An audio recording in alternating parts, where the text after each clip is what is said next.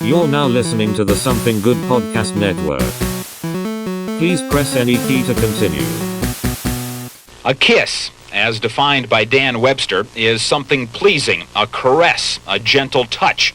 But there's another kiss that isn't in Webster's. Hey world, we're kids!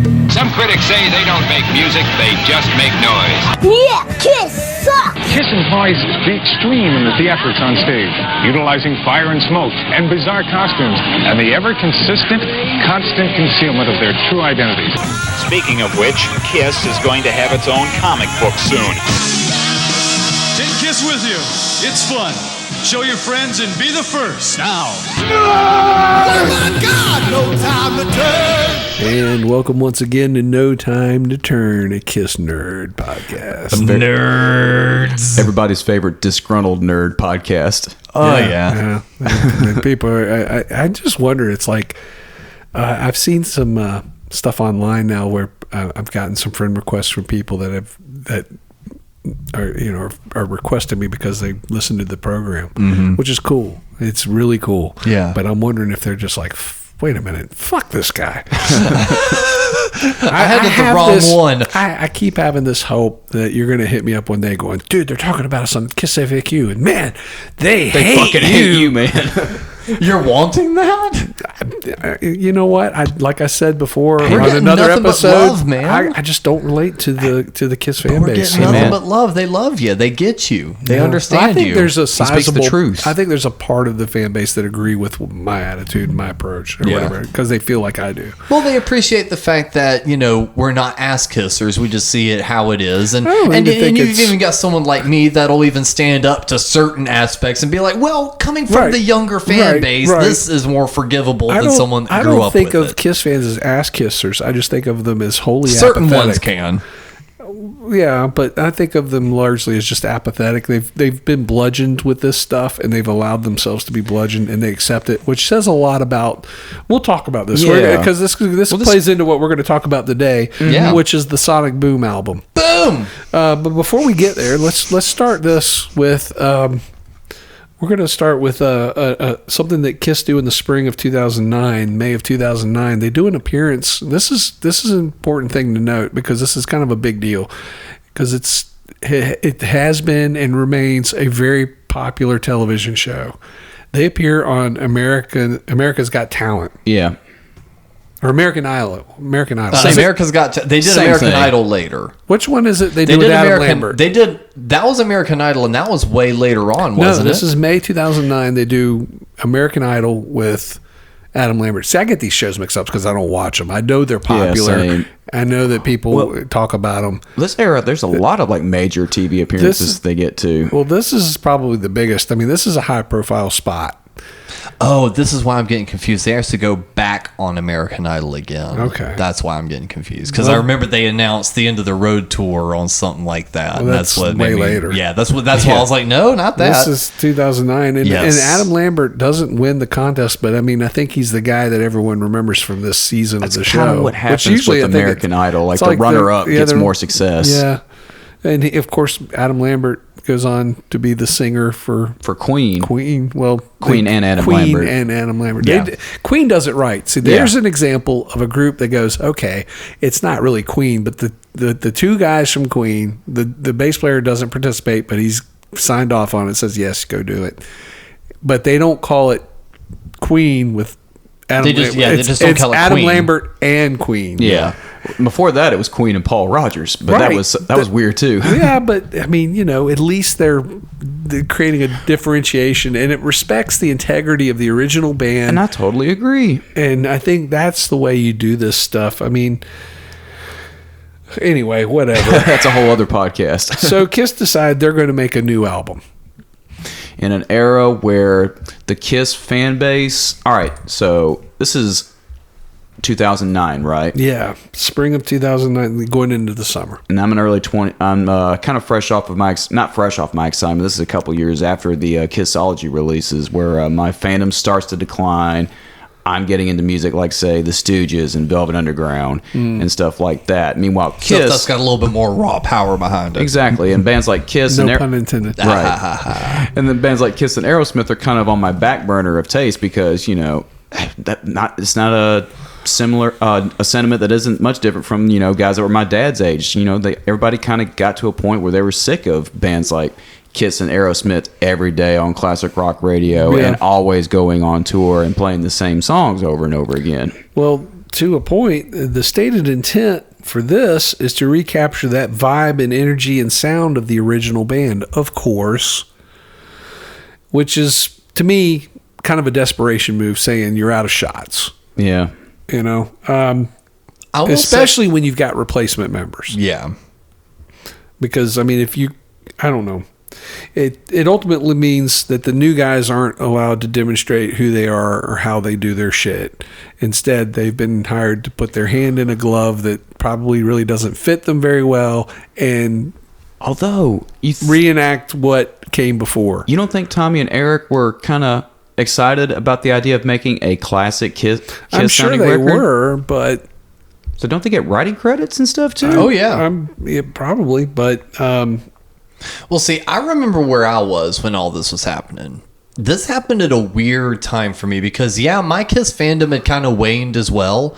I was leaning a lot more in my punk roots. I was even finding a lot more stuff like You'll Start Rolling Your Eyes Here, but I was finding a lot more stuff like Offspring and Bad Religion and stuff like that. So I was kind of finding like a new little nook and cranny of the punk scene I had not really found before. And at this point, I was living in Virginia, Roanoke, Virginia, with my stepfather, Eric. And I was just now starting to kind of go out and play with shows. Now, all of a sudden, I'm getting the news that a new Kiss album is on the horizon. Some weird thing ticked with me where I was like, this is weird. Like I'm starting to do shows, and now, like, Kiss has a new album they're starting to talk about. Like, it felt weird. Like, I remember that being impressionable. Like, as soon as I was getting ready to start really going out and playing music, Kiss was also making a new album. So that was very weird. I don't remember being excited about it. You know, it was like, oh, Kiss is about to put out a record. That's weird. With Tommy and Eric? Yeah, weird. Well, you know, and what they're trying to do, Alice Cooper had tried to do the same thing. He made a couple albums in the early aughts. Oh, Dirty Diamonds in the Eyes of Alice Cooper. It's the same attitude with the same mediocre results. Oh, come on. No, I will not allow you to throw daggers at Dirty Diamonds. Here's my problem Dirty with Diamonds it. had some good tracks on it. If you're going to try to copy the original band, get the fucking original band. They're all out there and they're all of it. Absolutely, they're trying to copy that. They're absolutely trying to copy it. But it doesn't sound like the original record. I know, because it's not the original band. But that's what I'm saying, though. I don't even think from a songwriting standpoint they were trying to write songs like the original band. They were just trying to write classic rock records. No, I think they were trying to make a stylistic choice, which is what I think Kiss is trying to do. So you think even stylistically you make me want to... The original Alice Cooper band could have written that? That sounds like just a classic rock song Alice Cooper would have written then. I don't think he was writing shit about his favorite Alice Cooper album, man. No, seriously, that is like one of my top favorite records. I'm thinking, you say that, I'm thinking Under My Wheels. Anyway, so I'm serious. I'm just like, not as good, not anywhere as good. You can't. It's like, it just goes into this kind of idea that it's like, I don't know that they could make a vital rock record anyway, because they've already reached a point where they've kind of gone full loop into, you know, that energy that fed those early records was the fact that they were young and hungry, and, you know, they weren't successful yet. They weren't rich. They weren't being, you know, it was just a different attitude that went into it. Here you're trying to adopt a pose of having that attitude, but we'll get to that. This is recorded at Conway Recording Studios in Los Angeles starting in the May of 2009, with sessions continuing over the summer, being co-produced by a guy named Greg Collins. Yeah, I looked him up, and I forget. He only had like one other major production credit. The main producer on this, very proudly, was Paul Stanley. Yeah, with this guy Greg Collins, they brought in to co-produce. He's got credits that include U2. U2, Matchbox 20, Gwen Stefani. How this qualifies him for Kiss It's a Paul connection. is anyone's guess. Well, like and the probably that of an accountant. or that, probably like, oh, they did. They had He's a cheap. U2 had a This studio's cheap. or U2 had a success with that City of Blinding Lights track in 2004. But I don't understand that. After that, it's like, what do they think they're going to try to accomplish with this record? I understand they want to go back and capture that classic Kiss vibe. They say that about every fucking album they ever put out, though. They always say, well, this is kind of like Destroyer meets whatever, It's always Destroyer meets something. Mm-hmm. And it's just like, okay. Well, what have you got? Well, as a creative, don't you have songs you want to get out? Or do you think at this point, I'll argue the songs are not really inspired lyrically at all. Here's the difference: is the New York Dolls reunited in this era, and they made new albums. But their idea was not to we're not going to try to make a Dolls record like what we did when we were young, because. They were very explicit about it. We're not those guys anymore. We're going to make the New York Dolls album that we're going to make now. Yeah. And they made and there's a lot of people that I know that like the New York Dolls that don't like these reunion records. They're good records. Because I Said So is pretty. Yeah, is a good record, but they weren't trying to pretend to be something. They weren't trying to go back and go. Oh, it would have been easy to go back and do a paint by number, Dolls imitation. But they didn't. But a lot of bands were guilty of being too old to sound like bands can Capture do Their it. Glory days. But see, the Stooges did a reunion record. Yeah, I was about to bring that up. The weirdness in 2003, and that record sucks. It's not good. And I love the fucking Stooges. But then he did a record called Ready to Die, which was better. It was just a great record. It didn't sound like old Stooges, like they were trying to do on the weirdness. There's a lot of acoustic shit on it. It's like, but they were. It's like they threw that out the window. But David Johansen made a comment. I'm pretty sure it was David Johansen talking about, it's like, why make a new album? He goes, because that's what I do. Yeah. So I understand that. I understand, okay, you want to do something new. That I don't have a problem with. But when you come in with this, again, convoluted, I use this word a lot, but it's what it is. It's a convoluted idea where you're going to try to pretend to be what you once were. You're going to go for that style. You're consciously trying to form yourself to something that doesn't exist anymore. It's kind of a bad idea. Now you got to start second guessing what you're doing. But it is interesting to note that on this album you get more Simmons Stanley co-writes than any other Kiss album. Yeah. For whatever good that is, I don't know, because I think it's honestly because Paul was just like, no, none of these are good.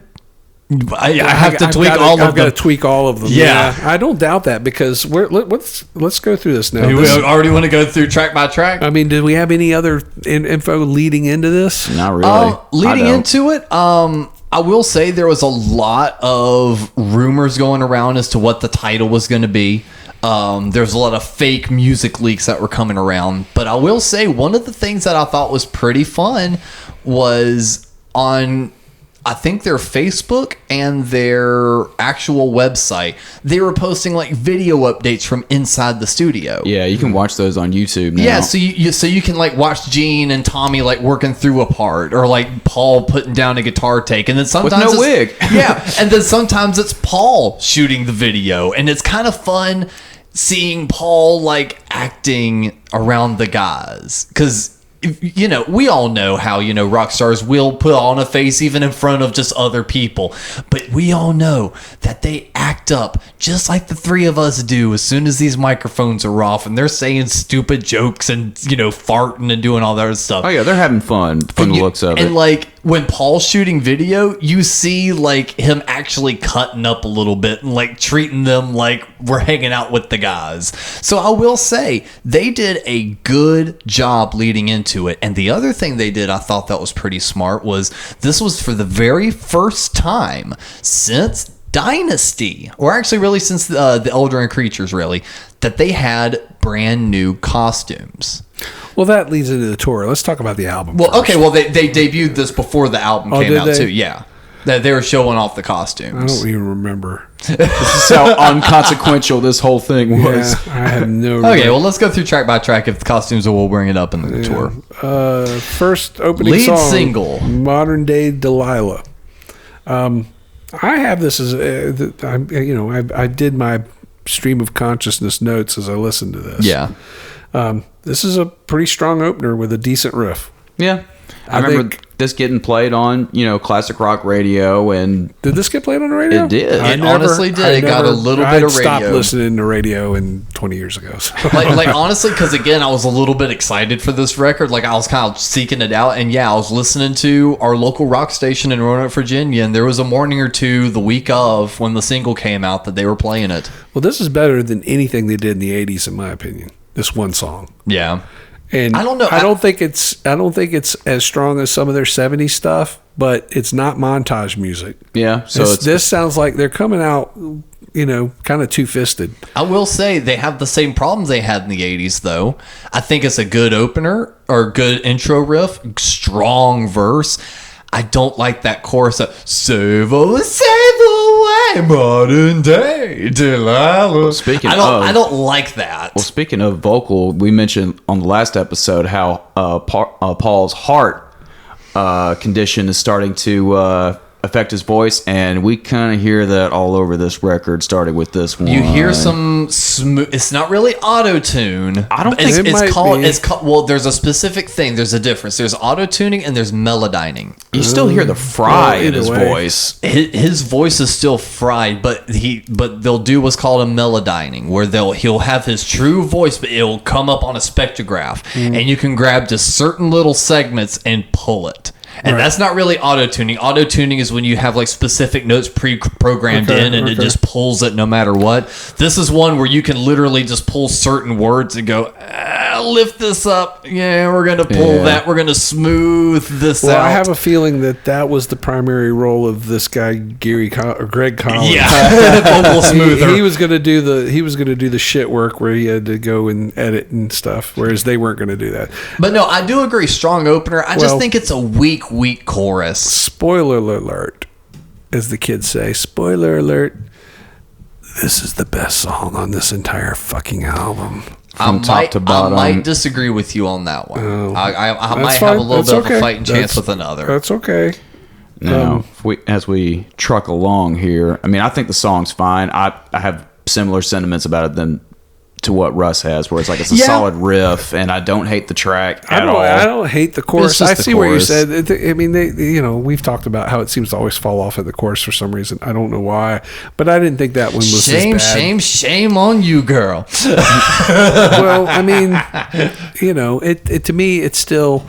It doesn't really feel like classic Kiss, but it's got its own vibe to it, and I felt like. In retrospect now, we'll talk about it later, but I just feel like if the whole album was as strong as that, it would have been okay. But instead we go into this first track coming up after called Russian Roulette. Now look, some ladies love me. Some ladies don't. I know what you want to do, even when you say you won't. I know you want me. Okay. I know you got desire. Okay, out of the frying pan. Oh, Jesus Christ. Into the fire. All of the Gene songs. Another spoiler alert. All the Gene songs are fucking terrible. Fucking terrible. This is a stupid song, and it feels like it's cobbled together from different parts. It's like, I've got this, and I wonder if that's is this one of the co-writes with Paul? I meant to write this down. I wonder if that's where he goes, well, take a part of this and take a part of that. We'll I will say that this is not a good song on any level. I want to hear, and this one just stuck in me really bad, mainly because it's not goofy sexual Gene lyrics. It's a lyric Gene has never done before, and it just sat so wrong with me the first time I heard it too.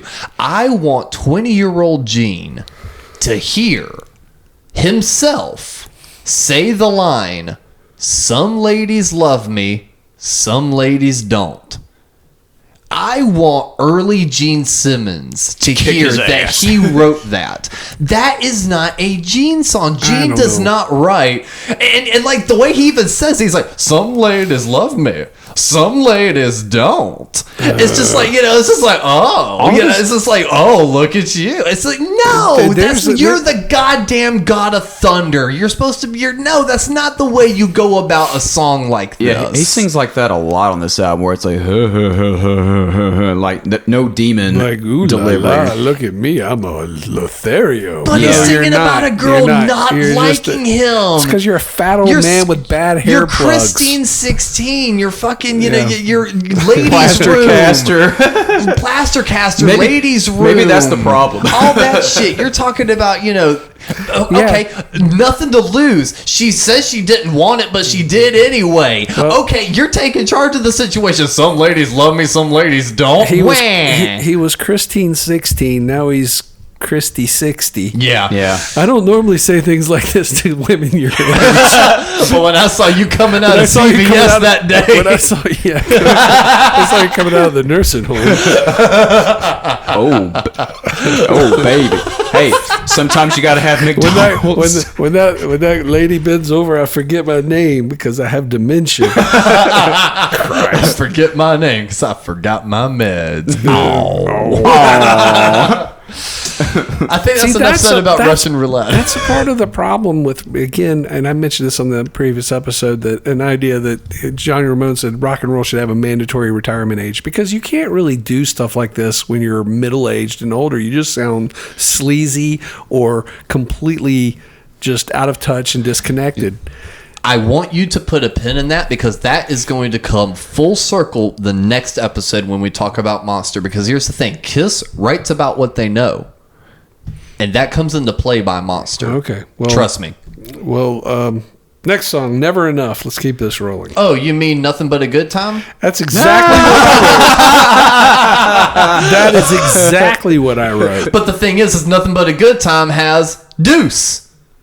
They ripped the beginning of Deuce. Yeah, that's true. So Kiss wrote Deuce, in which they ripped Nothing But a Good Time, and then Kiss rips Nothing But a Good Time. It comes full circle, man. I don't know. I remember when that song came out, Nothing But a Good Time, and I thought, what the fuck is this? This is when I was a kid. I mean, this is how deep and hard my cynicism runs, right? I mean, it's a 40-year cynicism that I'm like, what are they doing? Writing a beer commercial? That's exactly the intro better than this. But it's still so weird that the intro is Deuce. That I know. You don't have to sing it. I know. It just... And that, I remember that floored me when the first time I heard this. I was like, oh, it's nothing but good. But they ripped from Kiss. It's come full circle. That just goes to show, and it was horrible, a complete lack of imagination and probably a lack of ideas they had going into this thing. And that's my main problem with these lyrics. Everything about even the music on all these songs just sound very like, we need to just write something. I've got a riff. Okay, that's a good riff. Okay, we'll write that. And it's like, it's not a good riff. And it's like, it just underdeveloped stuff. But you're going to say lyrics, what? Well, I was going to say the lyrics just aren't inspired. And it's like, oh, we're going to write an anthem today, guys. Yeah. It's that kind of thing. And it feels like there's no inspiration behind any of this. Next track, Yes, I Know, Nobody's Perfect. No. The title says it all. Now, this one gave me whiplash. Because I will say, the start of the song, strong as hell. Great guitar riffs, cool verse. Gene's lyrics, pretty fucking dumb. So he rhymed. And then, I'm sorry, not to cut you off. I'm going to get there, but you saw I was going on this earlier. I almost, like, it was on my phone. I downloaded an early copy of the record. I almost just yanked my headphones out when it got to the chorus, because the chorus, I'm even like, okay, whatever. No, nobody's perfect. I'm kind of sampling. I'm trying to make myself dig it. See, I wish we were on video right now, because I'm sitting here shaking my head like, no. And then, no. And then he goes, and now it's time to take off your clothes. Take them off, baby. Oh my God, I about ripped the headphones out of my iPod. I'm like, no, he fucking didn't. He rhymed close with clothes. Well, the here's motherfucker. I wrote in my notes, I'm like, is Gene even able to write a song anymore? Because this Clearly is not. embarrassing. This is just embarrassing. Well, see, I was kind of falling into at least the groove. The guitar has a cool groove. I like the overall vibe of the song, and his vocal melody is fine. Like, he's still a good singer. So, like, I was trying to make myself like it, but then as soon as it's time to take off your clothes, but it goes back again. Like, it's like his God. vocals are okay, but it's the way he delivers it. Everything is that ooh la la, ooh la. Well, ooh this la, one he's trying to ooh going la, down la. in flames. Maybe I'm going in style, and it's I mean, he's trying a little bit on this. You know one. what's worse than him singing it? Okay, we'll move on. I'm just saying. You were proud of that It was one. bad enough, man. You Don't were make it proud worse. of that one. Don't make it worse. You were proud of that one. That was good. I got to rib you. That was good. I love it. That was good. No, but then this next scene, the next song, Stand. It's a bad, Paul Stanley has written a I lot of... dare. Okay, I agree. It's a bad song, but I dare anyone to say it's a bad song. It's written about their kids. Oh, that's so sweet. I don't know. it It's still still a bad sucks. song. It's about Nick. It's Jesus about Christ, Evan. I fucking wanted to. This is where I was like, I had been holding a little bit of hope because I listened to this when it first came out. Yeah. And I had never listened to it since. It's been whenever this. So what is that? 2010. Yeah, 9. 2009 this came out? I thought it was 2010. Anyway, however long, how many years, so 12, 13 years, whatever it's been, I have not heard this record. And I thought, well, maybe if I go back and listen to it again, I'll be able to hear it in a new way, which has been kind of my attitude towards all the stuff that we've done. Yeah. But at this point, I was like, I don't even know if I can finish this record. It is so fucking bad. This is, we'll get there. No, But this I agree. just- Stand. even the harmony plodding. breakdown part here is Coldfish. The stand. Yeah, they do that shit so fucking well, but the part here is just so stupid. It doesn't, you're not serving nothing with it. Kiss, that's one thing that I've talked about before in the past is like Kiss's ability to do the cool Beatle harmony stuff. And here, they need parts to do it. You can't just create a part and do a harmony part.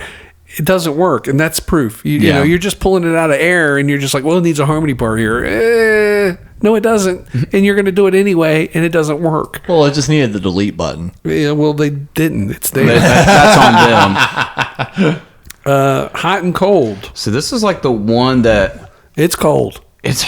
It should have been just called Cold. I mean, again, musically and like it's the one Gene song that I could get through without cringing. I don't know. So, The verses this is on bad this songwriting. suck. When It's like the just guitar's cut bad out as songwriting. hey, what's your name? Oh, yeah, it's I'm not saying looking the same thing. I'm not saying that it's not a terrible song, but it's one that I could get through and just be like, oh, okay, this maybe could have gotten away as a C track on like Rock and Roll Over or something like that. You don't think so? No, fuck no. No. No. Yeah, Russ is just hard vetoing you. Just no. Musically, it probably could have gotten away as a C track on Rock and Roll Over. No. He's like, I will not. No. You keep that away from my record. No. The riff from Modern Day Delilah might. You know what Modern Day Delilah harkens back to for me? And What? I think consciously they did this on purpose. Was I Stole Your Love? It's not the same riff, but it's kind of a same kind of a... It misses the attack. The Yeah, I drums know. were more attacky behind I it. don't disagree with that. I'm just saying, but that... Yeah, but after that... I think so. I could see it. But I none can of this see other it. stuff reminds me, it's like if they were trying to go for it, it just didn't. Anyway, All for the Glory. This is Eric Singer vocal. I will say, so far, the coolest track on the record. It's got a cool riff. I don't mind Eric's vocals. I don't mind Eric's vocals. I don't either. But this song is so, and Kiss do some good poppy shit, but this is just like Kiss Goes to Sesame Street. This is horrible. If another band did this, I think it could be all right. Like Maybe. if it was like the Eric Singer band or something like that. I don't know, man. I felt like this had a potential here. It's I hate word. That chorus is very wordy. It's just too happy. It's just too happy. It's like there's a point where it's like you can do a pop thing that still has kind of a sneer to it, and that's what they did so good in the past. You know, It is definitely a montage This song. is so- It's all for one, and we're all for the glory. yeah, look at the way you're I know, singing it. and, It's just- and that's why I said it's it like that. It's like Sesame Street music. This is my So problem is with Stan. like, I think Stan does too. Stand by my side and we'll make it's it terrible. It's so bad. I'm like, God, my eyes are watering. It stinks. Next up, Hey, danger you. Danger me. us. I want Danger us. It's like throughout this era of Kiss, there's been so many moments where I've been like, shut the fuck up, Paul. Jesus Danger Christ. you. Danger me. Danger us. Who thought this was cool? Paul, besides Paul.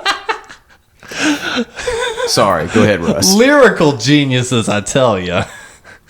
This song is called Danger Us. This song is called Danger Us. Danger. That's the ultimate of dad jokes made into a song. Gene, come here. I've got an idea. I've got just hear me out. Hear me. Listen. Okay. Danger Us. That's brilliant. No, I want a Gene, copyright on listen. Danger me. Danger you. Danger us. Let me get Doc on the phone. We need to get a copyright on this. I don't know who sat down and went, fuck yeah. Why? I want to know what Kiss fan out there goes, fuck yeah, Danger Us. That's really cool. That's just so. I just cringe. I'm so embarrassed to be a Kiss fan when I hear shit like this. I don't know one This person. is the point where I'm just like, you know what? No, I'm not. You know, I'm like, I don't even know where to go with this. I had nothing to write. I was just like, this song's called Danger Us. It's moments like this where this show makes me fucking hate Kiss sometimes. That's where I'm at. I'm like, why am I even sitting here 30 some odd episodes in? Why? And this is what I'm getting. This is what I get at this point. You know, I was how many years? 30 some years into my fandom, quote unquote fandom. Yeah. And this is what you're going to bring me. I will say though, This is what I have to settle another for? example of if they just took the lyrics off, cool music. Like cool little guitar riff that like cool riff. I don't think the riffs are any and of the even the riffs on this verse are riff, good.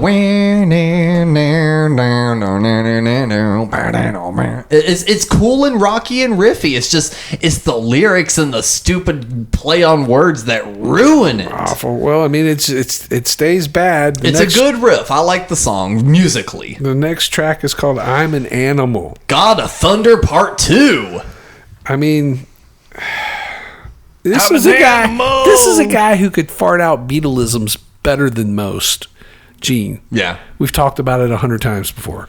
You know? And here it's like he doesn't care and barely could be bothered. Can you feel my heart, man? It's I'm just- in the streets. It's just like, I mean, these are generic as fuck. They're super titles, generic. generic as fuck. Ideas, generic as fuck. Everything about this is just not good. The riffs are generic. The lyrics are generic. I mean, the titles are, I'm an Animal. We really? Fuck you. No, you're a at this point 57 You're a year cookie old monster. You're not an animal. But it gets worse because now they're going to be like, hey, you need to write like an Ace song, Tommy. Why don't you write an Ace song? What would Ace sing about? Gee, I don't know. Let's see. Electricity. There's that story about how he got electrocuted, Lightning strike. Ooh, when lightning strikes. So we got when lightning strikes. Tommy Vocal trying to be Ace all across the board. Now, see, I feel like this is them trying to be Ace, but they wrote like the biggest 80s hair metal like rock anthem ever. Like seriously, this is like an 80s hair metal anthem. Honestly, you know what? This is going to be the surprise here. Lightning strikes. This is the second best track on the record. Oh. Well, see, musically it's Which cool, doesn't and that's say why I said anything it sounds because like this it's, record sucks. Well, see, that's what I'm saying. The music sounds like an arena rock song, and which is what Tommy writes. Well, that's he what they're- came from the arena rock, yeah, true, 80s true, rock stuff. yeah. So when he wrote something, that to me is what it sounds like. I I tell any listener, I can see that. tell any listener, ignore the fact that it's a Kiss song. Imagine it's a Black and Blue song. Imagine it's a Poison song. No, I try, and not all of a to, I sudden, try not to listen to those bands. So I'm sorry. you know what I mean. I know. And then the last track, Say Yeah. No. I was waiting for that. Now, I was telling Cap this earlier. I think this is the strongest song on the record. That's another one of those. I couldn't even write anything. I just wrote, no. I had no. I was just like, at this point, I was so over it. I was like, oh my God. So this is another one of those examples where they walk into the studio one day and they're like, "We're gonna write an anthem, guys. You know, we want to be stadium rock. No, I will Let's agree. use this part in the Def Leppard song for the chorus." I will say it's super generic. Let me hear you say, yeah, yeah, yeah, yeah. Nuh-uh. Super generic. I get it. But you know what? Since when did we start railing against simplicity? It's not a question of simplicity. It's a question of just unimaginative. It's a question of just stupid. It's a question of they're not even trying. It's like I said. It feels like this whole album feels like it's cobbled together with these half-assed riffs. It's like, well, here's a riff. Yeah, that's good. Let's work with that. As opposed to like, here's a riff. Yeah, that's good. Let's improve it. Yeah. There's no improving. It's just like everything here just feels completely like. And I will also say half-assed. This song does sound good live. You know how certain songs just lend themselves to a live setting. Some songs just sound a lot better studio. This is one where the chord progressions and everything else, it flows really well live. Like it works nice in a live setting, especially like when after the solo, Paul brings it down where it's just like the one guitar and the drum, and he's like, you know, people, let me hear you. And when they kick back into the with the whole band, dude, I'm just saying it works though. Like it's of all the songs, it feels like they tried to earnestly put something into this one. We got to get one that has crowd participation in it. In summary, this is a dog shit album. This might be not good. The worst album they've ever done. Even worse than their 80s. And given the shitty records that we've had to review, it's saying something. Yeah. And like I said, this is worse than Asylum? Yeah, easily. Because I still think Asylum is their worst record. This is worse than that. This is way worse. This is the note I wrote down. Now, Asylum and Hot in the Shade this are my is two an bottom album twos. for middle-aged Crocs with socks guys. They Doc don't. McGee? Well, they don't look. It's the type of guy that has neither the interest or the taste to discern good from bad. Yeah, and they're going to blindly just suck it down because it's man, you heard that. But will they? Well, I want to throw this out. I'm just saying that's the Kiss fan base. That's who that fan base is. It's a Croc with sock crowd. At this point, that's who they're. It's mostly middle-aged men. What record label bought it?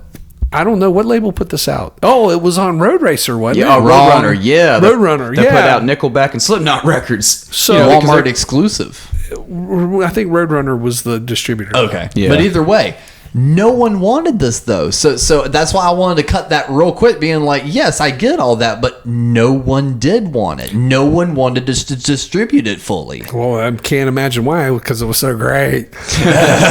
No, seriously, for their audience base, it's a Kiss product. Yeah, and they're going to consume it. It's good enough. And that's what I'm saying. They've bludgeoned their fan base into an apathetic, we will accept it. It's my favorite band. I'm going to accept it. I'm supporting my band. And I can get my. And to me, that's not support. Walmart down the road. That's willingly, blindingly following in a line. You're not supporting anything if it's bad. You're supporting bad shit. And the people that make up the modern Kiss army are just people I don't relate to, and I don't relate to this music, and I don't relate to this fan base at all. And now bringing up the whole Walmart thing, this is when you get your favorite Kiss product since the 70s, the Kiss M&Ms. This came out during this album cycle. And do we want to talk about the bonus discs? Yes, I will get there. Okay. We'll get there. But you mentioned the Roadrunner thing, or that it was distributed through Walmart. Yes. But it's on Roadrunner. And Roadrunner is a subsidiary of Warner. Mm-hmm. So they've jumped from, I guess, Mercury got picked up by Universal. They were on Casablanca, got picked up by Polygram, got put on Mercury. They got picked up by Universal. Somewhere that's fallen apart. So I forgot and to they're check back to at see. Universal again now. Yeah, so they're like swinging back and forth. They're taking what they can get, They're not getting those Bruce Springsteen, Neil Young publishing deals. Yeah. They've already sold their catalog. That's true. But yes, to add insult to injury here, we're going to get a bonus album here.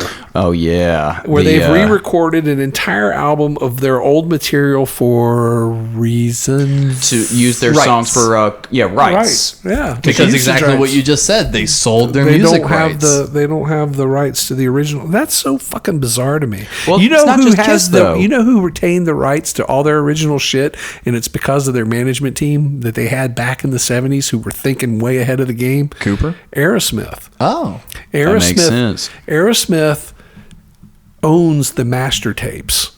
Wow. Which is very unusual for bands. And then, see, people don't understand this. When you get signed to a record label, you're an employee of that record label.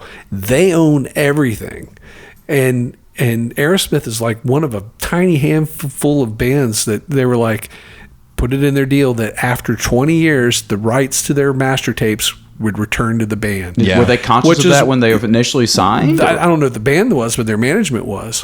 But that's why in the 80s you saw this rush of like classic Aerosmith stuff because their record company was about to lose the rights to it, and so they just started flooding the market with as much shit as they could. And that's why they were able to use "Walk This Way" on the Run DMC track, or I guess know. It wasn't this is an Aerosmith podcast. Oh. Well, I don't know, but I just know that but Kiss didn't. You would think that Kiss would have figured out a way to have done that for themselves. The only other band I can think that really do it, and again, this isn't even this band's podcast, but Metallica. Metallica did the same thing. They own everything. Well, they just got their. Well, they're a way bigger band right? that would probably be able to go back and legally go whatever the ramifications are. Yeah, but I think they've like even over 10 years ago, they were bringing it with up. Way stronger management and way better representation than Kiss ever had. But you're talking about for the I mean, rights. you're talking about a band that plays stadiums. Kiss is not a stadium act. But like with Kiss, not in America anyway. They had to, Twisted Sister did the same thing. Scorpions did the same thing, where they re-recorded their classic songs to use in TV shows and commercials. Rock Band, Guitar Hero. Yeah. Sex Pistols did. So Alice I guess Cooper. then I don't think it's fair to call this wholly unnecessary. I guess there is some sort of for money, but it's just so fucking cheap. Probably it's so bad. It's not even good sounding versions of that material. And no matter how good those guys can play, it shows the delineation between the classic lineup versus this lineup.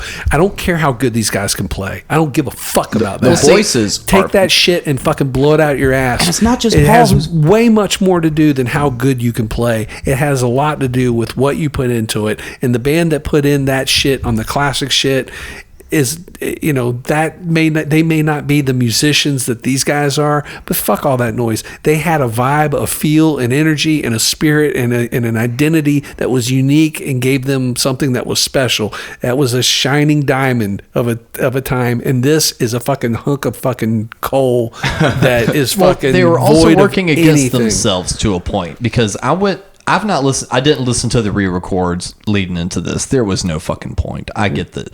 But I do have like some memories of like some odd things that kind of jumped out at me during the initial listen. The only things of note I can really point out is one, they did a version of Hotter Than Hell. So it's kind of interesting hearing a studio version of Hotter Than Hell that's like really clean. So that's just an interesting thing of You mean note. as opposed to the original? Yeah, because it's so muddy from the second album. See, but that's all part of what I get it. I'm just saying it's something of note. But the other thing that's interesting, and it falls into exactly what you were talking about, Russ, of it being so devoid of passion. When I heard they were doing the re-records, I was interested a little bit. Not because I wanted to hear what this era sounded like re-recording the songs, but how are they going to re-record them? What would the re-record sound like? Is it going to be the current band's version of these songs? Well, what else would it be? No, it wasn't. These songs are note for note copies. Oh yeah, I see what you mean. I see what you mean. So it wasn't like the current lineup just playing these songs in the studio. They were trying to mimic they weren't doing their interpretation. I get you. And it felt so stiff and weird because, like, for Dr. Love, they're trying to mimic those exact guitar bends and the. It sounded so off. Christine 16, the piano comes in wrong. Like, it doesn't, like, it's like programmed in, so it's like an exact timing thing. On the record, it comes in a little off. So now they're trying to, like, mimic the offness, and it, like, comes in stilted and weird. I Was Made for Loving You sounds like like someone's like free program on their computer Well, recreated I wonder the if sound they use effects. that. What do they call that? With the where they take the drum pattern and then they block it out in perfect time. When Probably quantifying, quantizing, whatever I'm they sure. call that. But no, it's like, but if you listen to all these songs, samples or probably maybe, too. or you wonder if maybe he's just so precision that he's just got no feel at all, and maybe he's not sure it the was great all- drummer everyone says he I'm is. sure it was all on That the click is- track. that- we got a table. That's a possibility. If he's got no fucking feel, he's got no fucking feel. I'm sorry, but he's not Peter Criss. Peter Criss had fucking balls. Sorry, I'm just all right. Keeping it going and keeping with the recycle vibe. and sorry, auto-tune everywhere. Oh, of course. Auto-tune everywhere. That's the thing too. Like we talked about, That Paul's killed me. vocals. Like both Gene and Paul's vocals on record are awful. Yes, Yeah. like Gene's voice is auto-tuned. Like I've heard the man sing live. He doesn't need it, but his voice is even tuned up. It sounds horrible. Sorry, No, you're right. It's weird. I remember when this album came out, and my friend had it over at his place, and we sat around, put it on, listened to it, gave it like one good listen, and we're like, all right, let's put on something else. Yep. That was the long and short of the experience. Well, and keeping with the recycle vibe, they get Michael DeRay, who created the iconic Rock and Roll Over album cover, to do the album cover art for this. My personal response to this, looking at it, is it's not anything close to the same thing. It's not good. No. This is a terrible album cover. I mean, I don't. It doesn't. I don't like capture that. It kind doesn't of matches the capture- vibe of the music. When you've got the title of the album bigger and splashed out much greater than you do the four faces of the individuals, you're doing it backwards. It's completely backwards. And I'm going to discount the idea that it's not really Peter Criss. Not really. I mean, discount that. Those four faces should be way larger than the fucking agree. name of the title. You know what? It just hit me. I was like really looking at the cover and like thinking on it from a brand new perspective. You know what this looks like to me?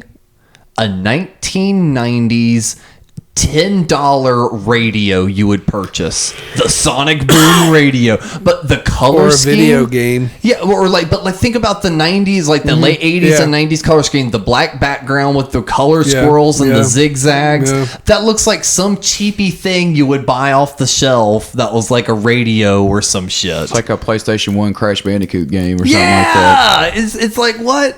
No, I agree. Again, and Russ, like, how does that also hit with you? Knowing the guy that created probably your favorite album cover out of almost any band, at least in your top 5 favorites, has now turned around and also made that. So it's not just the band, but like an artist that created something so striking. I mean, to me, it's just backwards. They should have made what works for the Rock and Roll Over album cover is it's centered around the four faces. Yeah. I mean, each person has like their own slice, basically. yeah, and it's a cool visual graphic, and I get there to that. It's just backwards. You know what I mean? I agree. I don't like it. I was, or maybe that was their very thing. Of since disappointed the when I saw faces it. were front facing, we have to have something else, so we don't have an entire rip off. well, no, I still you don't have to rip it off, but it still needs to be more pronounced. But that's I think they would have done good to get a Ken Kelly back to do like a big that's what they should have drawn out. done from the get go when they did. We talked about that with Psycho Circus. What a terrible concept all that turned out to be. But hey, look, this album debuts at number 2, the highest peaking position of any Kiss album ever, Which is crazy. But it doesn't last. It sells 108,000 copies that week. Now, back in the 90s, 108,000, I mean, Metallica was selling 100,000 copies a day. Yeah. So it's a little different still. This is granted, full physical blown. media isn't selling like it was at this point. And of course, it's completely gone now. This is like where just the music business is like shifted altogether. Yeah, this was probably point. the lowest the music industry's been in a long time. Like, it's not even as low now as it was then. Oh, is it not? Like 100,000 in 2010. I think it winds up selling 200,000 by the end of its run, which is nothing to sneeze at for 2010 even. Yeah, but that wouldn't have even. No, but that's like chump change compared to like you were saying Metallica numbers in the early 90s. So, but it debuts at number 2, but then it immediately drops. Yep. Drops, which goes to show that they have a rabid fan base that's going to go out, buy it. Out of curiosity, probably more than anything. But there's not a that fan base that they play shows to or trying to play shows to don't buy Kiss product. Yep. They're paying to see a show. There are vinyl editions issued in 5 different colors. This is according to the Kiss FAQ. That's right. And has since been bootlegged, which why? Huh? I can explain that one. So, the bootleg a fucking shitty album like so Sonic again, Boom. like Hap was saying, this was at the very like bottom end of like physical media really being a thing. Well, when they pressed that, they did, I think, one for each of their main colors: red, purple, green, and blue, and then I think there was a standard black as well. Those were primarily sold through the Kiss FAQ, not Kiss Online website, the colored ones, and Walmart stores got very, very slim pickings on the blacks. There wasn't a lot of them made.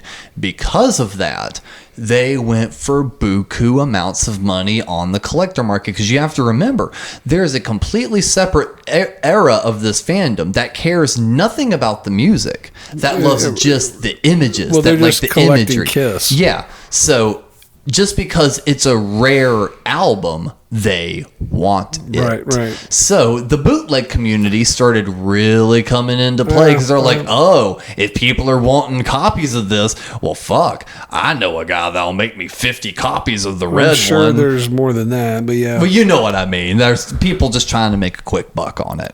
Well, they go on tour to support this album. It starts in May 1st is what I've got, 2010 in Sheffield, England.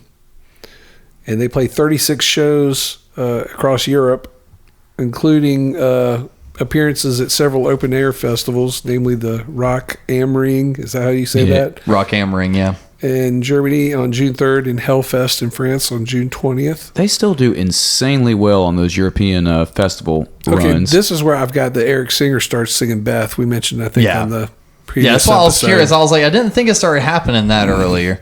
So, but I'm just saying, it goes to show they're letting them sing the signature songs of the guys they replaced.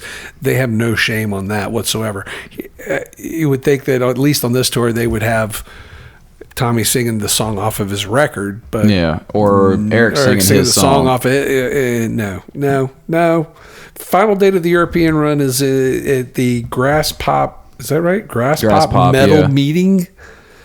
I don't know. And now I will say, like, during the set, they shake it up a lot. Like during, like, Gene does his blood routine during I'm an Animal and shit like that. Like they played that live? Yes, they play I'm an Animal live. They played a lot of stuff from Sonic Boom. I think they probably were live. trying to prove some of this out while they're on the European festival thing, I guess. I don't know. And, they do a lot of these festivals. And as I mentioned earlier, brand new costumes for the very first time since the... I mean, do you really consider Creatures of the Night new costumes? Because they kind of piecemealed things together. And then the Elder was kind of... those new costumes. Okay, well, first costume since 82, and it's kind of interesting. Although I do have to say, the photo shoot they decided to do, the background really looks like an abandoned department store. Well, that's just one of the... I mean... that was the main photo shoot for the album. It really just looks like an abandoned shopping mall. You're talking about a visual that no one can see on a podcast. They can look it up. Well, look it up. Look it up. Well, they probably had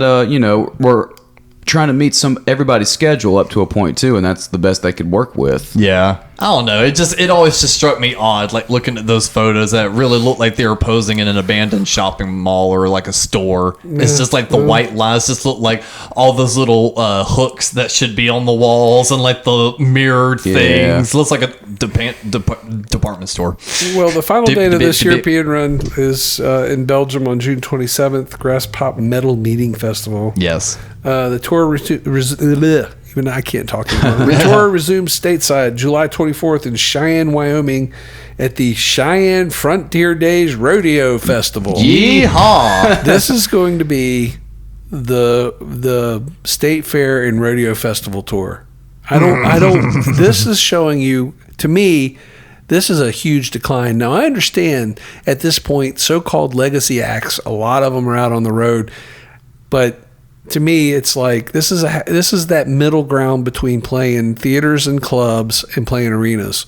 And it's where It's like decent. It's bankroll. It's where these groups but where like Foreigner and REO Speedwagon and Journey have fallen. Blue Oyster Cult and a lot of hair metal bands too, like your Warrants and a lot of your the next Quiet Rights at the time. The very next day, they play at the North Dakota State Fair, and I guess it's pronounced Minot. Now, do they have an opening act on this run, or is it just? I don't know.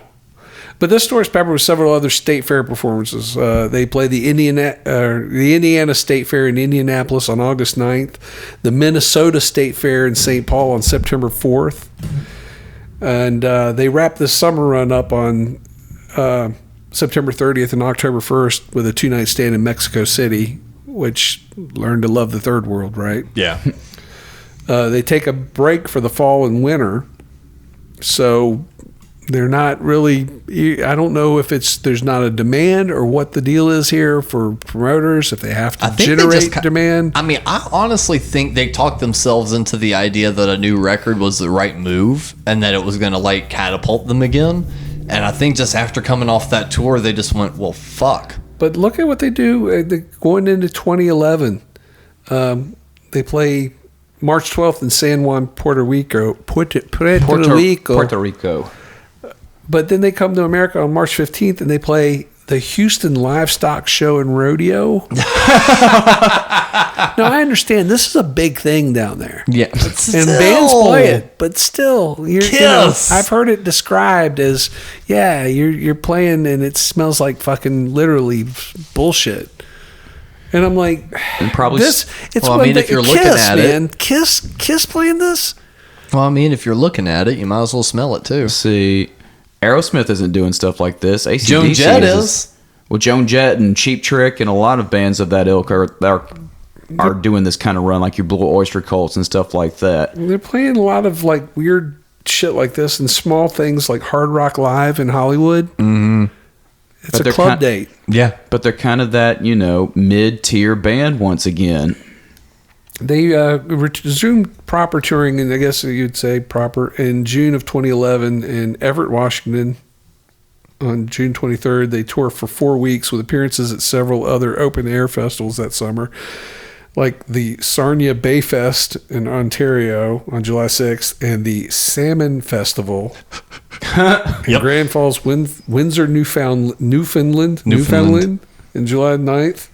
The Moondance Jam in Minnesota on July 15th. What are these shows? And the Rock USA Festival in Oshkosh B'gosh, Wisconsin on the 16th. With Whitesnake and, I don't know. It's because that's where they've put themselves. Yep. And do you think that they've just kind of became... So, of course, to us, the fans, we see what's happening and we're just like, we don't like it. But as you've mentioned earlier, the general public isn't watching as closely. So they're not sitting here going, oh, it's Tommy Thayer and Eric Singer in Kiss. That's why we're not going to be interested in this new album. What has Kiss done to cause this? Because if the general audience isn't paying as close of attention and having the problems that we've had, what's the general audience's problem? How can we miss them if they don't go away? Well, I mean, they did for a good few years. Not really. When they weren't touring. But when they were just releasing Kissology and stuff like that and had Family Jewels. Yeah, but Family Jewels even. Yeah, you're beamed into their homes every night. That's something new, though. Like, Kiss isn't doing anything new or exciting musically or visually at all. They're not doing anything new or exciting, and they shot their wad with the farewell tour. And they didn't do it. Yeah. And I think that anytime that happens, there is a certain suspicion from an audience that's like, oh, well, of course they didn't go away. Mm-hmm. I'm sure there was a healthy skepticism while they were doing it, and it was fair. It was justified. They just came and justified it. We've seen other groups do it, and now it became to a point where it's become a joke for some groups. The Eagles do their farewell part one tours because they knew, it's a joke. It's not a farewell tour. Yeah. So they just you can only pull the rug under people's feet so many times, and with Kiss, it's the novelty hasn't been enough to sustain through, at least through this era. I think we'll see that they probably will rally a little bit going into the second decade of this. But this is definitely their low point again. It's a pretty it's a pretty bad low point. They're playing really horrible spots, stuff that I can't see Bill Aucoin ever signing off for them to play the Houston Livestock Festival. I don't care how many people there. I mean, it's a stadium kind of a thing. That was a different thing when they were young and they needed the publicity. They don't need that they here. need the publicity now.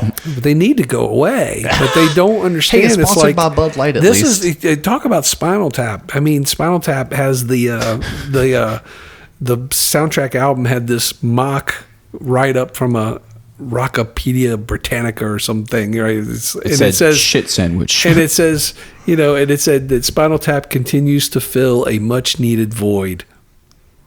And Kiss are filling a much-needed void at this point in their career. It's, there is no fair weather fan. They don't understand, and that's the point. They don't understand their own relevance at all. They still don't. And their fan base, by and large, is still people that loved Kiss when they were young. Yeah. And they know more about this shit than the band gives them credit for. They're smarter than the band gives them credit for. Well, what do you think about when Gene makes comments saying credibility is for schmucks? He's a fucking idiot. I don't give a goddamn what he says, because I mean it's easy for him to say that because he has none.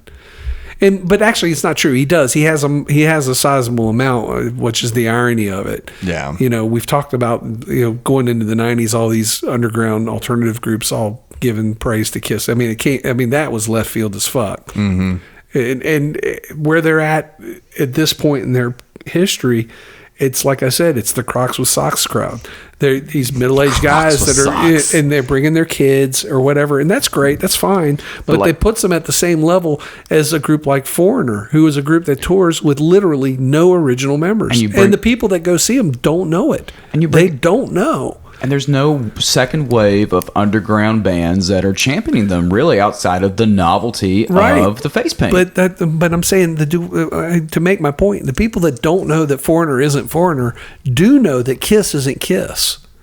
That's the point I'm trying to make. It's like they don't understand their fan base is a lot more aware of who they are and what they're about because they were so iconic, because they were so Titanic, because they were so fucking, I mean, they just, it's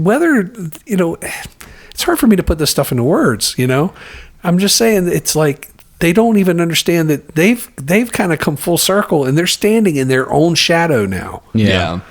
And especially these days. Well, I mean, anyone can replace us, even me. Yeah, but they can't. And that's the point, I guess, is just like, and if that's why they've kind of bludgeoned their fan base and themselves down to this apathetic state, and I don't know what's going to turn it around for them. I think that they have since turned it around, which is odd to me because they've gotten progressively worse. Mm-hmm. Paul's vocals are fucking embarrassing. Well, not anymore. He's singing the tracks. He's singing the tracks of fucking his own fucking shitty vocal. Yeah. It's terrible. It's embarrassing and it's shameful. And it just goes, and that's why I look at their audience and go, why are you paying to go see this? And I've got a friend of mine that's like, well, they played 100,000 people in a stadium in South America, blah, blah, blah. Why? Why? They're not going to do that here. No, but even if they sell out places here now, and they do, why? Do they really? They honestly do. And it's a lot of it I'm just confused by the whole thing, and it just goes to show how maybe it's me. Obviously, it's me. I'm completely out of step and out of line with everything else that's going on. But I'm looking at this and I'm just going, God damn it. Well, maybe Monster is better. Well, we'll find out. Yeah, because the vocals can only get so much better with. Maybe it is because I'll say this going into it. I don't think I've ever even listened to Monster. I don't think I have either. So this will be like uncharted territory, I think, for the first time. Well, no, there's some albums. I thought there was some 80s stuff that you I never like listened to Hot in the Shade before. Yeah. Going into it, I can't recall them plugging any singles from this album. I don't. I have one memory from this record at all, which was they do the 3D cover on it. That's all I know, which I thought was kind of clever, but actually, you know what? We'll get into the next episode, but I recognize one of them. Okay, well there you go. we'll see what happens. Yeah. The energy drink. If our audience hasn't completely just disintegrated, if we're by not this dwindled point. by 5 listeners by that point. Yeah. So anyway, we hope you'll get to listen to me rant and rave some more. Oh, the Disgruntled Kiss podcast. Yeah. It's my favorite. Yeah, maybe we ought to change the title to Disgruntled. Get off my goddamn lawn. And until next time, for Cap and Alex, I'm Russ, and this is No Time to Turn. Thank you for listening. Please insert another coin by supporting the show for as little as $1 a month at patreon.com/somethinggoodnetwork.